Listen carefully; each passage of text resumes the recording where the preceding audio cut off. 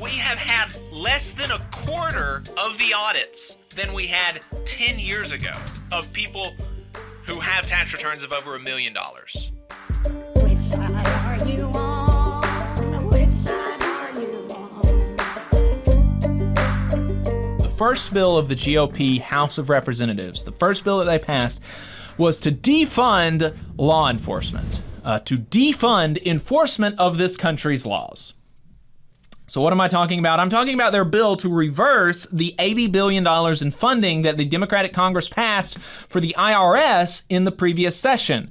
And obviously, we don't typically think about the IRS in terms of law enforcement, but that is an actual, literal, factual, description of what the IRS does. Our tax code is law, and the IRS enforces that law. So I don't know. I always hear from, just random, if I'm just talking to people just on the street or whatever, friends, family or whatever, they say, oh, if you don't like the country's laws, then, advocate for them to change, but you can't just, and typically they're talking about, they, for some reason, think that, that you have to enforce every single law, no matter if you like it or not. And so, this typically comes up in the conversation of like decriminalizing marijuana at a local level or something like that. Like, oh, well, I don't have a choice. You want to make it legal, then make it legal. But we don't have any discretion in how we choose to enforce the law. And yet that energy is totally gone when it comes to enforcement of the country's tax laws. There's just no energy for that. So they passed that bill based on lies that this money would create 87. One of those lies is that this bill would create 87,000 new IRS agents. It just simply wouldn't do that. It simply would not do that. For one, only about half of this money is to be used on enforcement. The other half is for improving taxpayer services, which are terrible. The agency in the last year only answered about 13% of the calls that it received. 13%. Improving taxpayer services, so having more people to answer phones, right? That's important. And the agency's infrastructure, the rickety technology that they use, and the main thing that they have, like the files that they have on people, the backbone of that is 60 years old. So half of this money is for modernization, taxpayer services, stuff like this. Only half of it is for enforcement. The other half is for the other stuff. It's also important to understand that this money is going to be spent over 10 years, right? It's not to be spent over the next year. It's to be spent over 10 years. And there are an expected 50,000 plus resignations and retirements coming in that time. So, there's going to be 87, and so where this 87,000 number comes from is that's an estimate of how many total employees that this money would be able to hire over the next 10 years. So over 50,000 of that is just replacement, And that is replacing staffing at the lowest level. Get this, the IRS has fewer frontline experienced examiners in the field than at any time since World War II. And fewer employees total than at any time since the 70s. Former IRS Commissioner Charles Rettig, who was appointed by President Donald Trump. So just replacing those 50,000 employees is just replacing the IRS at basically the lowest level that it's been in modern history. So it's important to understand how short-staffed the IRS is. And that short staffing has an impact on their ability to enforce the tax code. From the Washington Post, the IRS has only about 6,500 agents to audit 178 million tax returns. Now, I'm not great at math, but that didn't work out too well. That's insane. And that obviously impacts what the agency can do, right? There were only 7,700 agent audits of tax returns listing over $1 million in income last year. Only 7,700. That's down from about 41,000 a decade ago. So we have had, as a total number, less than a quarter of the audits than we had 10 years ago of people who have tax returns of over $1 million. Less than a quarter in number. But today there are 22 million millionaires in the country. In 2012, there were only 9 million. So there are more than double the amount of millionaires, and yet they are audited at less than a quarter of the rate than they were 10 years ago. And that's another lie that they're going on about, that this enforcement is going to be affecting you disproportionately. I mean, the bill was called like protecting, small families and small business owners or something like that. Protecting families and small business owners. That's just absurd. I mean, for one, aren't these are the same people, as I understand, that are just super loosey-goosey with our constitutional rights to privacy, right? The Patriot Act, do you remember that? If you don't have anything to hide, what's the deal? So, it's weird that they're on about this, and it's also important to say that no matter what your income is, you should pay your taxes. You should pay what you are legally obligated to pay. That's the thing about living in a society, right? If you don't like that your taxes are so high, then you can advocate and vote for taxes not being that high. But it's important that everybody be under the same regime, and we have to abide by the same laws. Abide by the same tax code, right? That's important.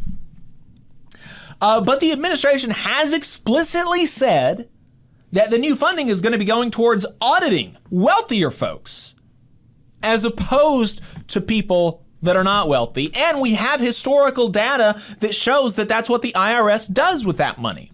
And that's certainly what I would hope. I mean, yeah, there's really no sense in auditing a bunch of working class families, because what you going to find? You're right, not much. Or we know where the fraud is happening and where people are dodging taxes, and it's not working people making $50,000 a year. Right. Those aren't the families that are cheating on their taxes. Yeah, it's just it's bonkers, and so we have historical data to show what the IRS does when it has more funding, and they disproportionately audit wealthy people more, and that makes sense because it takes money to audit wealthy people. Right? Because they've got all these fancy ass lawyers that can try to contest the claims. Right. And whereas if you audit looking for every loophole they can find. If you audit me and you say that if I get something from the IRS saying you underpaid and there's not anything that's like just super crazy, I'm going to be like, oh, oops, my bad, and I'm going to write a check to make up the difference. That's what most working people are going to do. We're not going to go out and retain lawyers, but if a millionaire is audited, that's obviously what they're going to do. They're going to try to get out of it. So it's going to take more resources, and so as resources are drained, they just audit these people less. So here's some data on that. The audit rate for Americans earning more than $5 million a year plunged to just over 2% in 2019. Just over 2% in 2019 from over 16% in 2010. The audit rate did also fall for less wealthy people, but at a smaller rate, right? For less wealthy folks, it was kind of basically the same, whereas for more wealthy folks, it plummeted. And that, that makes sense because of the way the world works. So, based on the statements of the administration, the statements of the Treasury Secretary, the intent of Congress, and historical data, we have no reason to believe that this money is not going to be disproportionately used to audit wealthy people. Now look, Okay? And the Treasury Secretary has put out a directive for the IRS to come up with a detailed plan about how all of the money is going to be spent within 6 months. And that was back in August that she sent that directive. So here in a couple of months, we're going to see this plan for how the IRS is going to spend all of this money. And I'll be the first one to say, if that plan comes out and the entire half of this bill, half of this $80 billion that's supposed to be used for enforcement, if they use all of that to audit people, if they have a plan that says, okay, look, we're going to use all this money to audit people that have less than $400,000, I will come out and I'm going to eat crow, okay? I promise I will do that. Because that would be bad, and I would oppose that. That would not make sense fiscally. That would not make sense in terms of fairness or anything. I would oppose that. That would be bad, and I would eat crow. But we've got no reason to expect that that's going to be the case. And all of these lies are an attempt to obscure a through line in all of their policies, and that is benefits to the wealthy. After all, I want millionaires to be able to cheat on their taxes more easily is not a very convincing, it's not a very convincing election slogan, right? But that's exactly what this is. That's exactly what this is. And it's the same basic premise for all of their attacks on agencies tasked with enforcing laws that don't explicitly help wealthy people. The National Labor Relations Board, the EEOC, OSHA, the Department of Labor, MSHA, all of these agencies we have talked about at different times about their underfunding under both Democratic and Republican administrations, but particularly under Republican administrations, and how that affects their abilities to carry out their mission, which is to help working people, to ensure that we have safe workplaces, to ensure that our workplaces are free of discrimination and harassment, to ensure that our right to organize is being respected.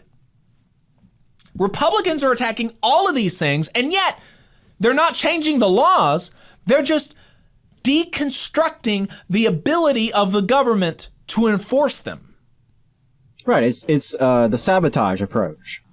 It's the sabotage approach of underfunding public institutions, staffing the leadership of public agencies with people fundamentally opposed to their mission, and you sabotage from the inside out. Yep. And we've seen this carried out across the public sector, specifically with these agencies designed to intervene on behalf of working people. But really, all of the public sector, all of the state that exists out there that in any way is available for regular people, such as public schools.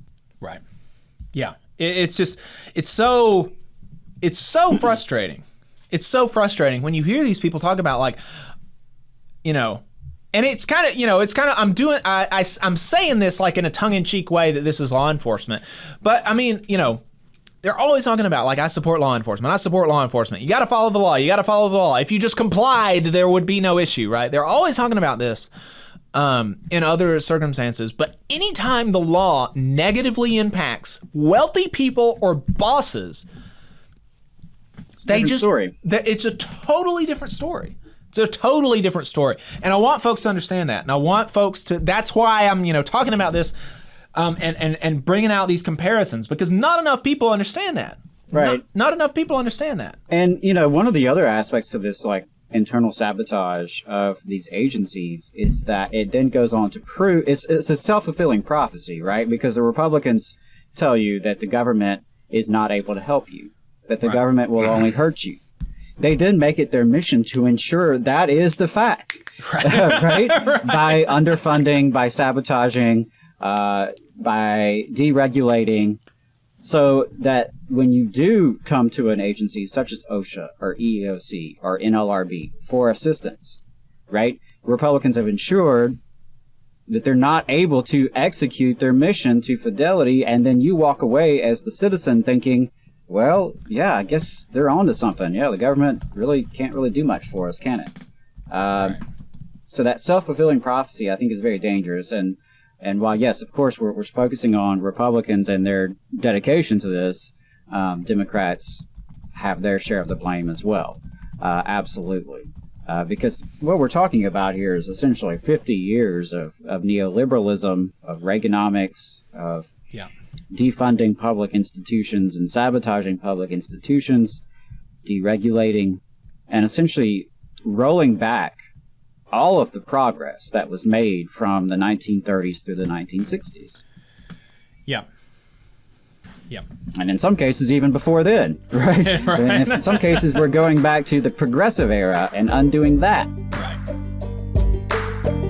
You just saw a clip from the Valley Labor Report. We are live every Saturday morning from 9:30 a.m. till 12:30 p.m.